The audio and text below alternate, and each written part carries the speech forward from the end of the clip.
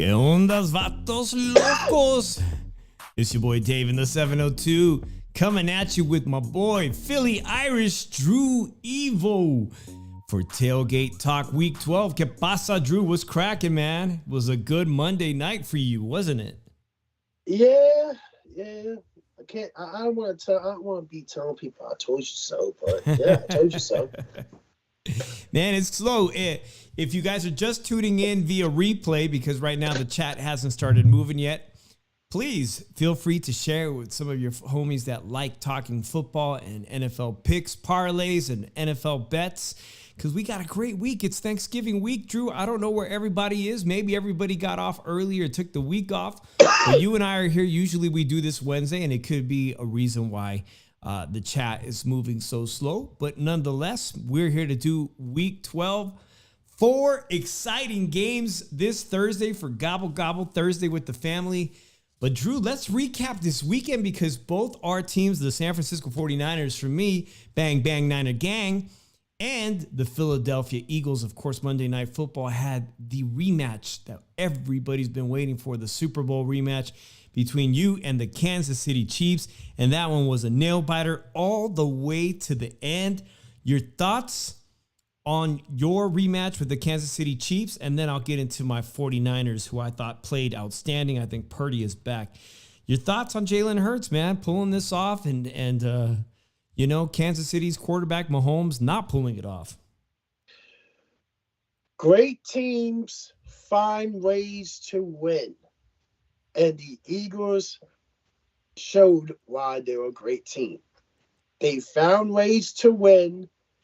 Hurts getting sacked 5 times in the first half, was limited to 69 passing yards in the first half. Interception. And Kansas City was for over 160 yards. I gotta say, the passing defense was a lot better than a lot of 177 yards and everything. No, like one touchdown thrown, one interception, and fumble in the end in the red zone. That saved the drive. That stopped a scoring drive from happening in the second and fourth quarter. Right. It's like this. The Chiefs had a 10-point lead at halftime. The last 2 games, the Chiefs did not score in the second half at all. So they're wondering if the Chiefs are going to score, or Chiefs defense is legit, it's elite and everything, but they would drop. They lead the league in drop pass. They lead the league in drops. The Chiefs offense. So if you look at it like this, they had plays that they could have made to extend drives, to win the game at the end. Is a drop pass, a fumble, incomplete pass. At the end, Eagles found a way to win the game. Jalen found a way to get a big pass off to Devontae Smith on the 1, and they get the tush push in for the touchdown, which was the winning touchdown. It's like this. Great teams always find ways to win games like this. And the Eagles found a way to win this game. On the road, against the best team in the AFC. And that's it. Yeah, not to mention the weather was challenging, to say the least. But Drew, I was surprised on the pass protection. I thought Jalen Hurts took a few sacks, too many. Your thoughts on that? I thought, here's the thing. I thought the play calling was bad. It was. Why are you calling screen passes play after play? And then when you are abandoning, here's the thing. You went back to running the ball in the fourth quarter. Here's the thing. You should have kept running the ball, because it opens the play action. Everyone had more options and everything. They shut down A.J. Brown and everything. You went into a formation since Agata Scala wasn't there. They went into a 4-wide receiver formation, which was very creative. I can give it that. It was very creative, and they were having success with it. But I really thought that they should have went to this check route way before holding the ball too long and everything. But I questioned a lot of the play calls in this game. And on defense, early on, I'm like, what the hell? They're not able to stop the run and everything, being creative, the Chiefs. But then in the third and fourth quarter, I think the defense, they woke up a little bit. The side made some adjustments and everything and pitched a shutout in the second half. So the defense stepped up and won the game too. But it took a couple big plays from the Eagles to win this game too. So it's a great team win. It's a great win. And everything on the road, arguably against the best team, one of the best teams in football. And they can build from this. Oh, undoubtedly one of the best teams, Drew. Right before the game, they had said that Mahomes had been 18-0 since for going back 18 wins with no losses if he scored first. And I thought, wow, that's not a good that's not off to a good start for the Eagles. But it didn't mean anything in the end. In the end, actually, it was Mahomes that succumbed to the pressure and turned over the ball, causing him to lose a big game on Monday Night Football. Shout out to my boys on Tail Media and Spider joining us. Saludos, guys.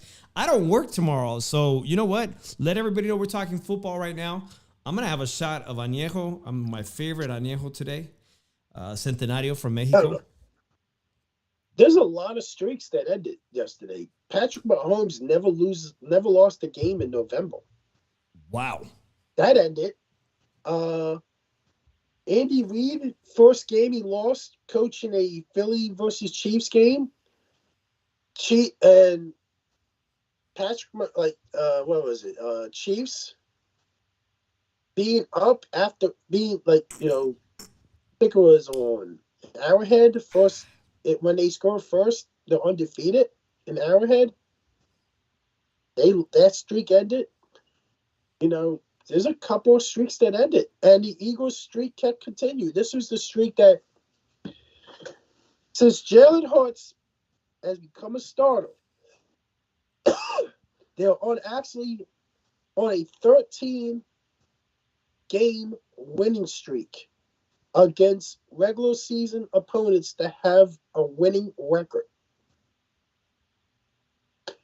He's beaten teams that have winning records. 13 straight meetings with them. They've beaten them. For people saying who the Eagles play, 13 straight games. They're on a 13-game winning streak in the regular season against teams that have winning records. What's that tell you? It's like this. They drew the biggest ratings on Monday Night Football. In the last 3 games, big games, the Eagles are a part of them. They're the biggest ratings. So what's that tell you? Have the Eagles replaced the Dallas Cowboys as America's team? Oh, that's a big wow. Okay. Drew, I was just thinking, I started to giggle because I'm waiting to see what the ratings were for Shakur Stevenson's F1 night fight. I'm waiting to see what the results of those ratings are for Shakur Stevenson. I'm waiting for that fan to come on here, man, come in the chat. That's right, guys. I don't see my homegirl Rhonda. I want to thank Rhonda. I'm not sure why she sent me $25 because I didn't make a wager with her, but I thank you, and I'm going to find a way to get it back to you, just like you found a way to get it to me. And thank you to Brandon, who paid up his bet, man of his words. He sent the $25. It was an exuberant game. It was exciting. I'm glad to have watched it, and we did the shoe shine right after. Drew, my 49ers really needed to win, even against a team as bad as the Buccaneers. Purdy is on fire, Drew. So much so that ESPN's power rankings, this was a bit of a shock to me because ESPN now has the Eagles as the number 1 team, followed by number 2 by the San Francisco 49ers. And guys, the Chiefs come in at number 3.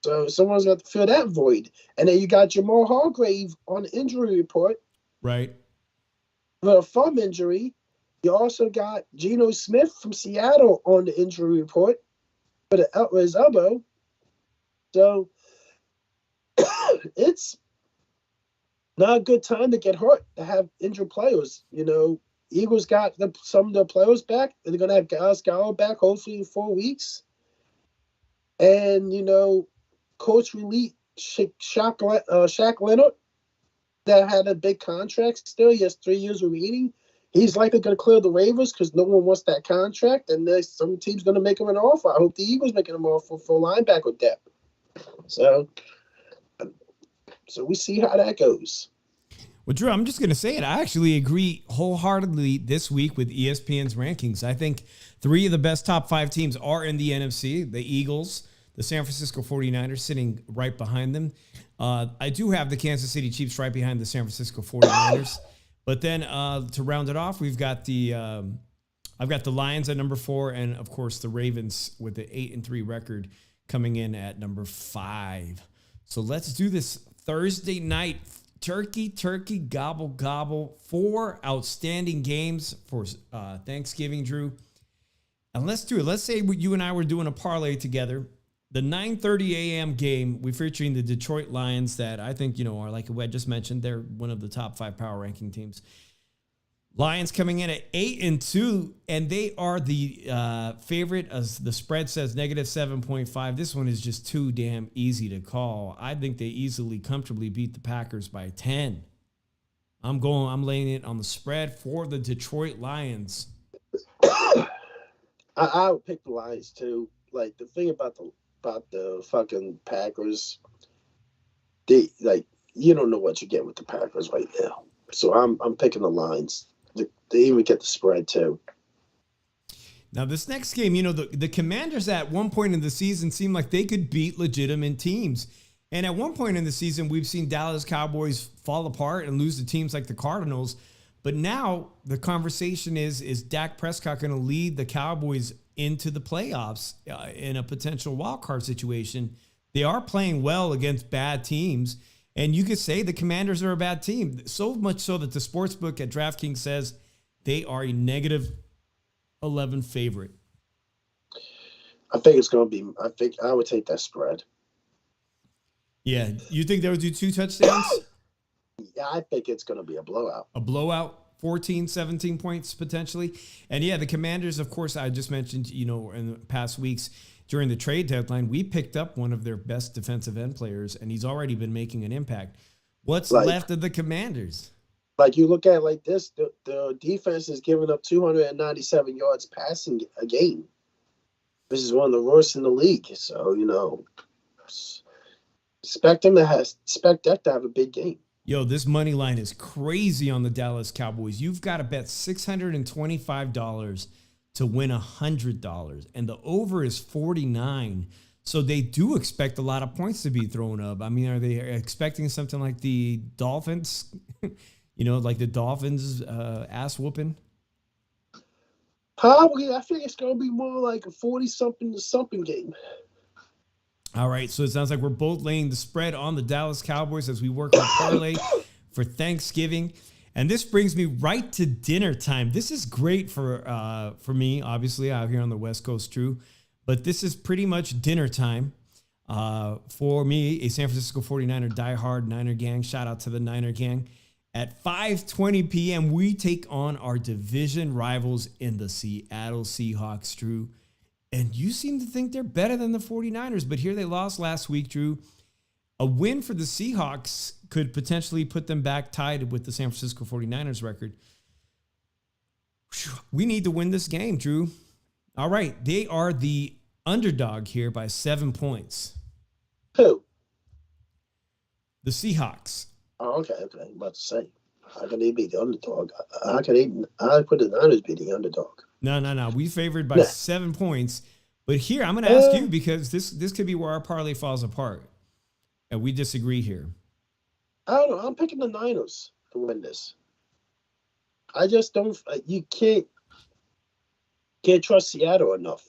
All right. Based on the performance they had against the Rams And based on what the 49ers did, Purdy had a almost perfect game this past weekend, Drew, and he's going to need that confidence so we can take out the Seattle Seahawks. We're not playing at home. We're playing in Seattle. It's at 5:20 p.m. So this pretty much right here. So we got 3 games Thursday, not 4. I misspoke. The 4th game is going to be on Black Friday. So that wraps up our 3-game parlay. I'm sure a lot of you guys are going to be betting on this Thursday Thanksgiving games. But Friday, Black Friday, Drew, when everybody is shopping at 12 o'clock, the Miami Dolphins are just basically going to be playing a scrimmage game against the New York Jets, guys. The Dolphins have dominated teams like the Jets. The Jets are absolutely abhorrent. Their offense is trash, and they're only favored by 10 points. So if you're listening, guys, drop it in the chat how many points you think the Miami Dolphins are going to steamroll the New York Jets. All right, Las Vegas and the DraftKings and the odd makers have them Miami Dolphins at a comfortable -10 favorite on the spread. And I think they easily, I mean, these games are almost very predictable, Drew. They've got the Dolphins at a -10. Do they do much more than that? They cover that spread easily? They cover it easily. They got to. Like, you gotta look at it like this. The Dolphins can be a high-scoring offense, but, you know, they didn't score that many points against the Raiders. It was a 20-13 win. So, you know, have the Dolphins slow down. Rui Ramundo says he thinks it's 65-3. Oh, shit. My dog just made a special appearance. I thought I heard. You guys heard that loud little bark. 65-3 for the. I'm going to have to put you on mute. 65-3. Rui Ramundo easily covering the spread, Drew. That's pretty hot right there. We got 4 great games right up on Friday. And then, of course, Sunday wraps up week 12. We can get into that, Drew, right now. The New York Giants versus the Patriots. A East Coast game at 10 a.m. And the New England Patriots are the favorite, Drew. Do you agree with that at -3? Nah, I don't agree with that. I don't think the Patriots are going to win. I don't see the Patriots winning. They don't even know who's starting for them. All right, let's check it out here. All right, New England Patriots are the -3 favorite, and I do agree with that because the New York Giants have played so poorly, and the Patriots, man, that one's so hard. That one actually might be one where I might flip-flop on that one. All right, Ruli Ramundo says Pats by 7. All right, let's get on to the next game at 10 a.m. Pittsburgh Steelers versus Cincinnati Bengals. We just mentioned Joe Burrow's season is falling apart, Drew. His season's over. I'm picking the Steelers. Yeah, and they're only favored. Coordinator. They're favored by 1 point. Yo, I wanted to say thank you for joining us, DS for Days, but I had to time you out because I'm not going to have you insult us or the host, but please feel free to listen. And when you're ready to be polite and fair, then please join the conversation again. Yeah, tell your guy I said hi. All right, let's get on to the next 10 a.m. game. This one is important to me, Drew. This is going to be a great game. This is probably the best game Sunday morning. Jacksonville Jaguars versus C.J. Stroud, Houston Texans, Drew.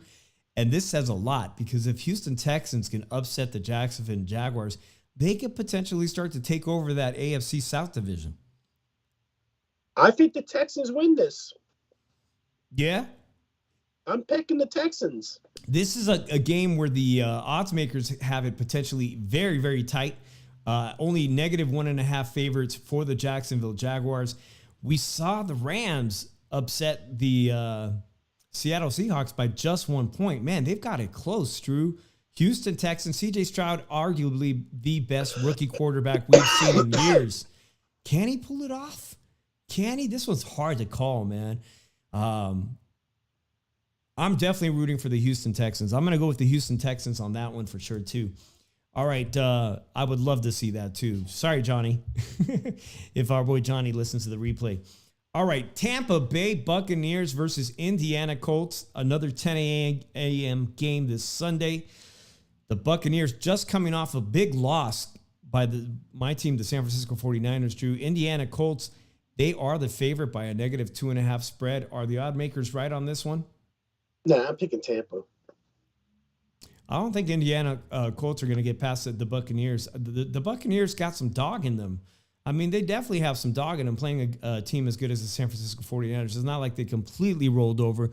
And the Indiana Colts aren't really showing me much. So moving on to another 10 a.m. game, the New Orleans Saints and the Atlanta Falcons. This is kind of one of those divisions that's trash and up for grabs, with New Orleans Saints being in control of their division and with a record of just 5-5.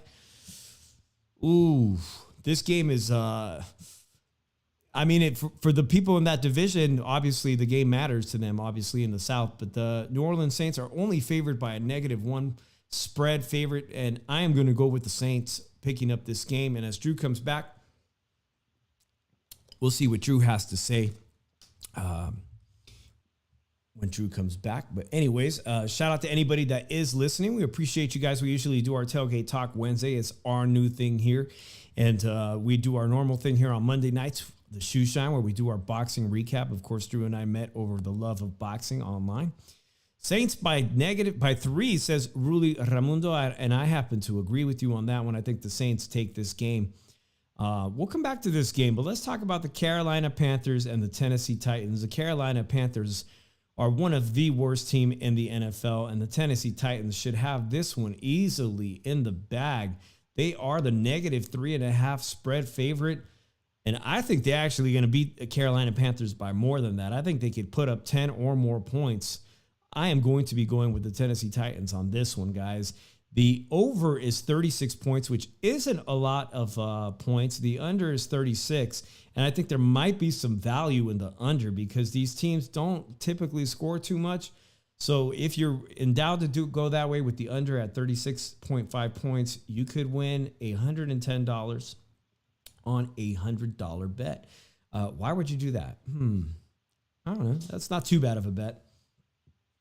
All right, as Drew comes back, we're going to be talking about Cleveland Browns versus the Denver Broncos. And guys, the Denver Broncos are on a hell of a win streak. I know some of you guys that watch regularly have picked the Denver Broncos in upsets, and time again, week to week, they have been doing that. But this time they're up against an incredibly good team, the Cleveland Browns, that beat the San Francisco 49ers, upset the San Francisco 49ers. I can't believe that they've got Denver Broncos winning by -2.5 point spread. That is very, very tight. And actually, is it because of the 5-game win streak that Denver Broncos are favored over Cleveland Browns? You guys think that's even possible? The Cleveland Browns lose to the Broncos? Are the Broncos red hot? Are they getting completely red hot at the exact right time? That's what I'd like to know. By the way, guys, the phone line is open. If you guys want to call, if you've never called, if you want to talk to Drew and I, if you prefer to do that, if you want to talk shit to us, the phone number in the phone line is open right there. Drew has stepped away. We'll come back and hear what Drew has to say about some of these games, guys. The LA Rams upset. And, of course, Arizona Cardinals are in my division, the NFC West. They upset the Seattle Seahawks. The LA Rams have got some confidence now. They are favored by just 1 point, and just 1 point is what they beat the Seattle Seahawks this past weekend. So this is a very interesting game, and there's some ramifications because let's look at the standings here in the NFC West. Cardinals are dead last. This is obviously a team that's going to be looking to pick up a top draft pick at 2-9, but they have beat the Dallas Cowboys. Who else could they beat? Who else could they beat? And the Rams are 4-6. So LA Rams versus Arizona Cardinals. You would think LA Rams is going to run all over this team, but they are only favored by 1 point. I think they're easily going to cover that spread. Let's be honest. They should be able to pull off more than 10 points. Drew, we'll come back to those games that you missed. We'll pick up, man. But LA Rams versus Arizona Cardinals. We just saw the LA Rams beat the Seattle Seahawks by 1 point. And Arizona Cardinals, Drew, 2-9, total rebuild year. Can Arizona Cardinal pull off a win against a not necessarily much better team? No. I think they're going to beat them by 10 points, the Rams. And really, Raimundo also has them beating them by 10 points. So, what's your pick? How many points? They've only got it at a -1 favorite. I'm just gonna go to money line on it. All right. So the money line pays it's -115. So you've got to bet $115 to win $100, Drew. Yeah. That's not too bad. Not too bad. Shout out to my boy Nando Lamas. He says, happy Thanksgiving, Dave, Drew, and everyone stopping by. I appreciate it, man.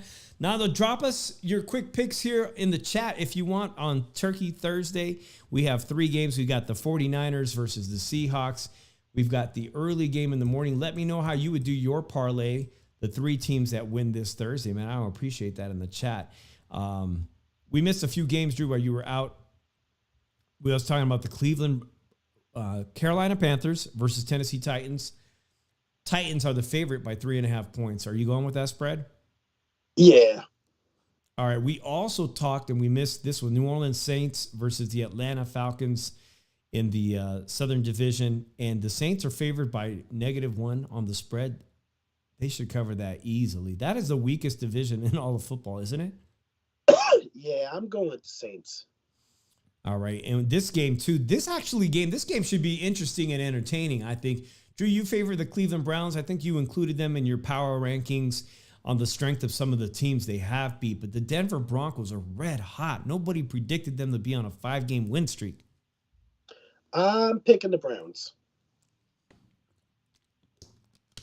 I also think the Cleveland Browns are going to win. But the odds makers have Denver Broncos as a -2.5 point spread favorite, which is odd. That's crazy to me right there. All right. So coming up Sunday, let's see, at 1:25 p.m., Kansas City Chiefs on a short week, not much rest right here. I believe this game is right here in Las Vegas. I think. I'm not sure. But nonetheless, they're playing the Las Vegas Raiders, Drew. And the Raiders, Drew, shockingly and surprisingly played fairly well and competitive against the Dolphins. One of the best teams in all the AFC. I think they came pretty close, just lost by a touchdown. How bad will they lose to the Kansas City Chiefs? You know what? I'm picking the Raiders to beat the Chiefs in Las Vegas. Damn. What's up, Brian? Appreciate you coming in and hanging out with us. Drew Evo just predicted. You think the Raiders are going to upset the Kansas City Chiefs? Yes. Damn. Okay, well, they are favored to lose by 8.5 points, and the Chiefs are favored to win by 8.5 points. But let's just say you went with the money line bet on that, Drew. You would pick up $300 on a $100 bet. Put your money where your mouth is, and Drew did exactly that, and he picked up $25 sweet off that bet with our friend Brandon. He picked that, and he has not yet come on here to acknowledge me. Well, you know, a lot of people don't even know we're live today because we did move it to Tuesday. And I appreciate people who did tune in and see the notifications or saw that we're live, man. I really appreciate that. Ryan, we wish you all the best at Thanksgiving with your family. And I appreciate you riding with us on the Shoe Shine. Rhonda just came in here. Rhonda, I am confused as to why you sent me $25. I appreciate it, homegirl, but we didn't make a bet, so I got to send it back to you. So if you want to call the show, let me know how I can get that money back to you. I guess I could figure out exactly how you sent it to me, and I'll send you the $25 back. All right, Nando says the Chiefs aren't the same anymore, but the Raiders don't have talent to take advantage of that. Well, I'd like to know, since Rhonda's in here, is there any truth to this effect, the Kelsey effect, that his superstar singer girlfriend has, Drew? Because she's playing the tour, she wasn't there, and they lost.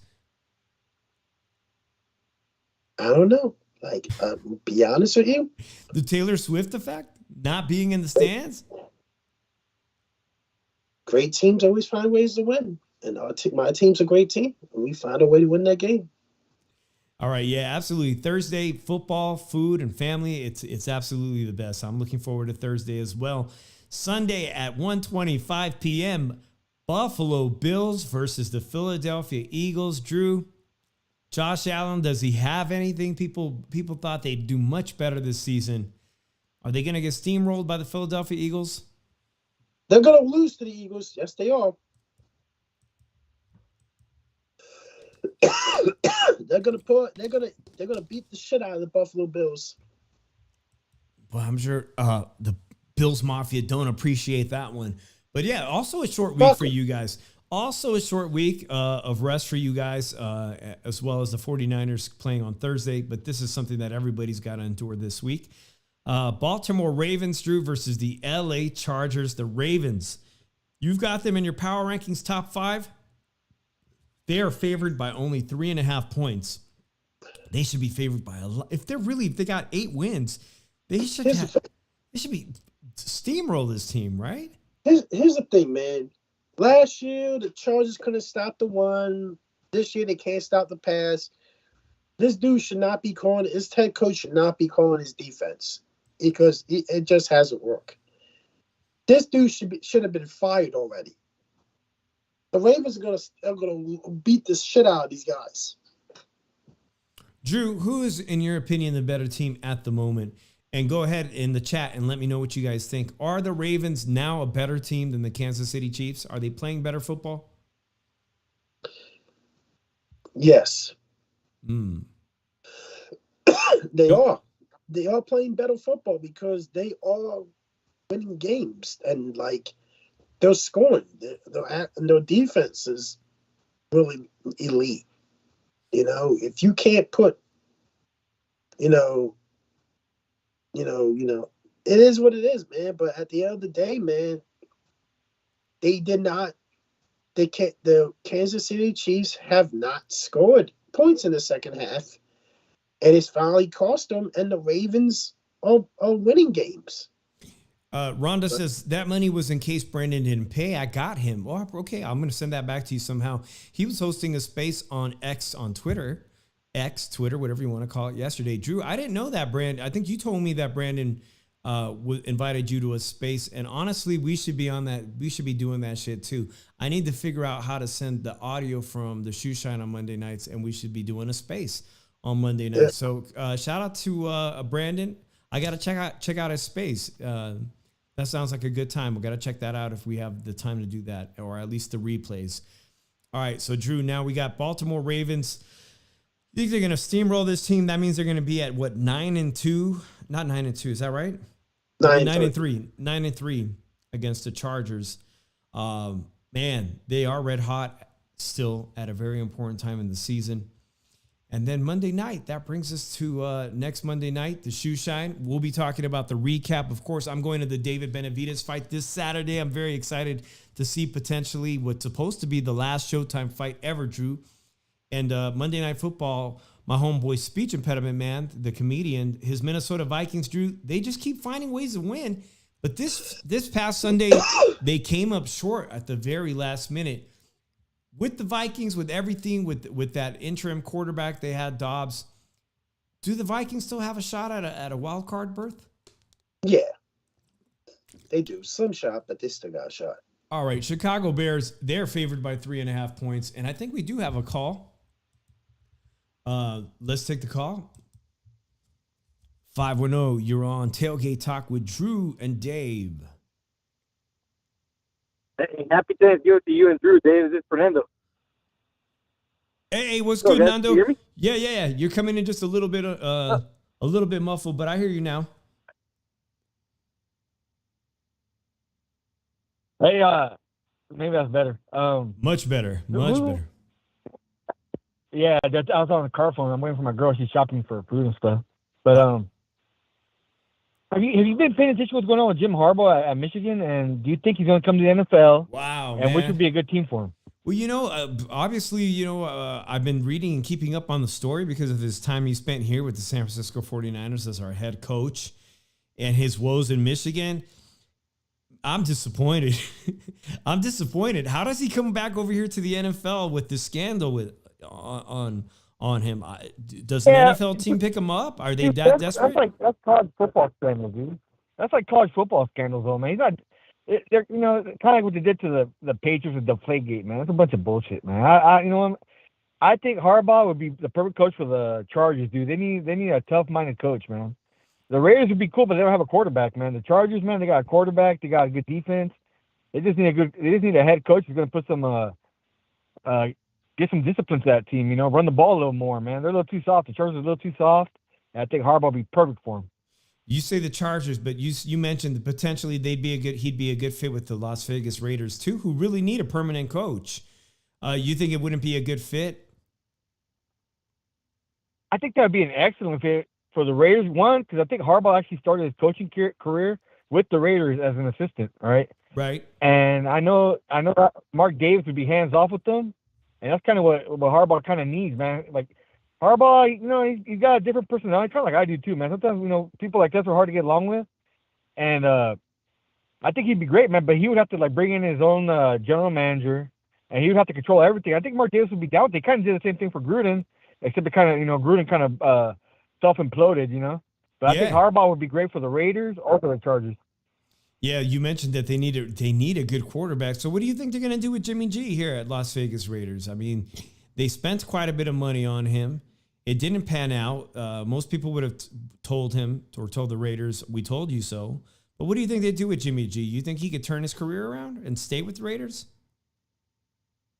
I think Jimmy G is going to be like a Band-Aid quarterback for the rest of his career, man. It's kind of what he's always been, man. Like, you bring him in, he's a solid quarterback, but he gets injured. You can't count on him.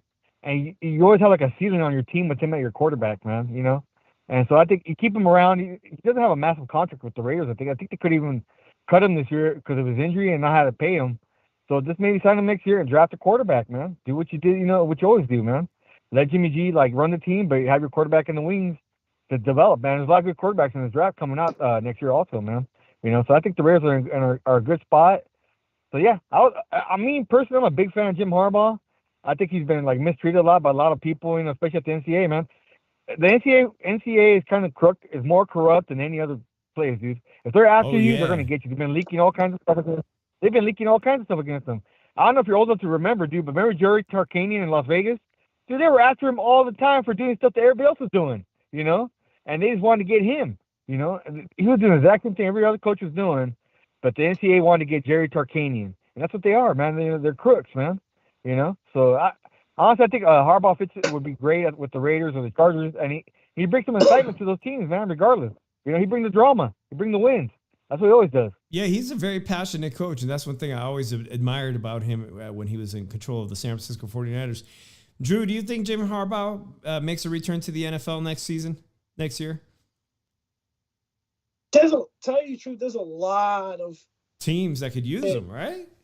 There's a lot of shit going on with Harbaugh in Houston. This has been the last couple of years that they've been asking Harbaugh if he's going back to the NFL to coach one of these teams or not, But man, does the shit that's going on now hurt his chances? Probably not. It might be the best thing for him to maybe leave college and go back to the NFL because this shit could only get worse for him and everything. He's still under the investigation's done because he's going to serve the suspension, but at the end they're going to look at it like his legacy is somewhat tarnished. And hell no. They all steal signs, dude. Bullshit, dude. You're buying the shit you hear on ESPN, dude. Everybody steals signs. Everybody, dude. They were stealing Michigan signs and giving them to each other. Everybody steals signs, but they're all stealing signs. He got caught. You steal signs, but you do it because they're after him, Drew. Because they're after him. The cops don't catch nobody unless they're after them, right? So, and if the cops want to get you, they're going to get you. So now, hey man, if they want you, they're going to get you. They make the rules. They do whatever they want. Come on, man. Don't be so naive. Don't be naive, Drew. Everybody's going to say this is going to tarnish his legacy in college football. And I'm going to say it, Drew. The other coaches, of course they are. Of course they are. He's been kicking Ohio State ass for 2 years in a row. Of course they're going to be crying. Of course they're going to be pointing fingers. Of course, man. We see that shit in boxing all the time. I don't think he's going to be able to take Michigan any farther than what he has. He's done pretty damn good with them, dude, because they weren't a good team before he showed up. He's done pretty good with them. He did the same thing for the 49ers. They weren't a very good team until he showed up. He did the same thing at Stanford. They weren't a very good team until he showed up. Okay, so Harbaugh's got the track record. You might not like him, and you might want to be happy people are snitching on him, but he's a good coach, and he turns around a lot of bad teams. That's I his didn't track say I record. didn't like him. You I'm know, just saying that he's probably this is the ceiling that he's going to have with the Michigan Wolverines, that they're going to get into a playoff, but they're not going to get to a national championship game. And you might as well take it like that. Hey, I they're going to be one champion. Drew. He's done a great job at Michigan. I don't care what anybody says, man. That team was crap before he showed up. Back to Providence, and he brought the program back to Providence and everything. Maybe it's time for him to go back to the NFL. It's not easy, dude. How many guys have failed doing that? Every time you hire a coach, man, just look at the Chargers, how many people they hired. Look at the Raiders, how many people they've hired. Look how many people the Niners hired before they finally got Harbaugh and turned around that whole franchise. I look at it like this. Right. That's true. You need to. I don't think he goes to the Raiders. I think he goes to the Chargers. Well, Nando was saying that he thinks that's a spectacular fit because they've actually got a chance where the Raiders have got to pick up a new general manager as well to play along with Harbaugh. They got to find a franchise quarterback. There's a lot of missing pieces to turn the Raiders around. I think it would be a better fit for him to go coach the Los Angeles Chargers because you got your franchise quarterback. You can implement your offensive system into that quarterback. You have good wide receivers. You have a good running back. I don't know if you're going to re-sign Keenan Allen in the offseason, but you have pieces on defense. If you add some pieces or maybe get a defensive coordinator in there for a new scheme and everything, there'll probably be a better fit defense and everything. So if you look at it, dude, the Chargers loaded, dude. They got Bosa. They got that linebacker that they got from the Raiders a few years. What was that linebacker that was on the Raiders a long time ago? And now he's on the Chargers. I mean, the Chargers, man, they're a good head coach away from being a great team, man. They got a lot of talent, but that head coach is an idiot. They need to get rid of the coach because there's a bad defensive scheme that they're doing. Like last year, they couldn't stop the run. This year, they can't fucking stay. They're fucking horrible against the pass. Like, what the fuck is going on? Like, dude, your defense isn't working. It's all. You should change play call. You should not call plays anymore and be a CEO type of head coach. Let your defensive coordinator call the plays, or they're gonna fire you, dude. And this dude should know already. You're on the hot seat. You're 4-6. You're last in the division, where you had so much expectations to at least be a wild card team this year and at least win 11 games. And you're not doing anything to try to save your job. And then you're like, oh, don't ever ask me if I'm going to give up play calling again and everything. I'm going to call defense and everything. You're too bitter. You're too bitter, you know. So here's one last thing, Drew. And here's one last thing with the Chargers, right? They need a head coach like Harbaugh to compete in that market, you know. Right now, LA is a Rams city, kind of, right? True. But sure as hell isn't a Chargers city, right? They have a hard time selling tickets over there. I mean, you can say kind of the same about the Raiders a little bit, but not as much as the Chargers. The Chargers are like adopted, and they're not even adopted. They're living in the outhouse in the backyard right now in LA. Nobody wants them. Look at it like this. The thing that fucks me up about the Chargers is you didn't do shit. You didn't give Anthony Lynn, the old head coach before Brandon Staley, an offensive-minded head coach, you didn't give him the players he needed and everything. But you gave this dude everything. You signed anybody. You made trades for anybody to benefit this dude. And what happened? What did it get you? You guys still suck. It's how it is. Like the Chargers, when you go to the Chargers and you're the away team, you're actually the fucking home team because your fucking fan base dominates the whole fucking stadium. Hey, remember when they first moved to LA, they couldn't even sell a soccer stadium. That's how little they cared about the Chargers in LA, dude. They couldn't even sell a soccer stadium. What soccer stadium was that? Was that StubHub? Carson, I think they were playing at Carson, yeah. In Carson, like the first couple of years, I think they were playing in Carson. I think they were too. That was actually pretty cool on TV. And here's the crazy part. Yeah. When the Eagles went to the fucking Chargers one year and played them, and they went to the Rams and played them, that whole fucking shit was taken over by Eagles fans. Yeah, those two teams have had a hard time building a fan. Rams, not so much, but the Chargers definitely are kind of like a team without a fan base.